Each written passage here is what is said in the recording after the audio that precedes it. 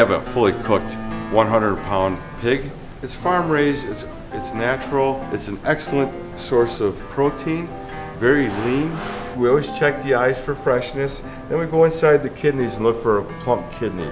We then pull them and then we scald it with hot water. Then what we do is we take our homemade marinade and we inject the marinade inside the hams, the loins, the shoulder, and the tenderloins. Then what we do is we take our seasoning, we open up the skin and rub our seasoning inside the meat and on the outside and slow cook it for 18 hours using apple and hickory wood. It's delicious.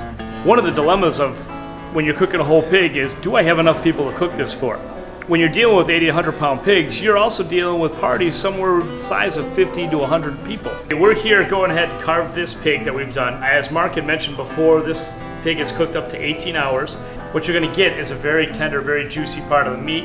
And as I go along, I'll let you know what's important in terms of where you want your temp to be on the different ends of the pig. We start right with the head of the pig, which has the jowl meat. You're not gonna get a lot of meat from there, but what you get is really extremely flavorful. Then we move right into the shoulder of the meat. We're gonna start to remove the shoulder blade right here, and that's gonna become our tool for carving the rest of this pig. This is gonna be a very tender piece of meat for you, all the way from head to tail.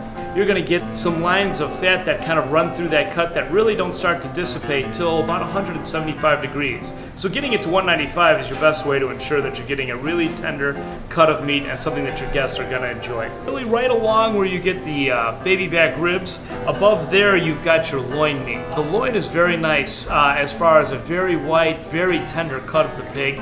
A lot of times when we're doing it, we don't mix that with any barbecue sauce at all. We just kind of let the flavors of that work on its own. Down here you got a very flavorful part because it's where you're getting the bacon from. You might want to go ahead and take a knife to skim part of this away, and sometimes what you can do is take that and mix that with some of your other cuts. It's going to go ahead and add a bit of flavor and a bit of a different cut where you get a little bit of the remaining fat and a little bit of the crunchiness that you can add into the rest of the pig.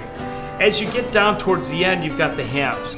Hams are really a nice area for you to be a barometer on how long you really need to cook this pig. There's no definitive way that I can go to you and say, well, this pig is going to take this long. But when your hams, they're going to take a little bit longer than the rest of your pig. So when that gets up to about 180 degrees, it's a good sign that the rest of your pig is pretty much ready to go. So use that as a tool when you're doing this to know, am I where I really need to be? That's something that I think you'll find pretty enjoyable. The nice thing is with Uncle Bub's, every Thursday we're cooking 2 fresh pigs available for lunch or dinner. So if you're just looking for getting some fresh pig roast for you for a sandwich or for a dinner, come in on a Thursday and you'll be able to get either.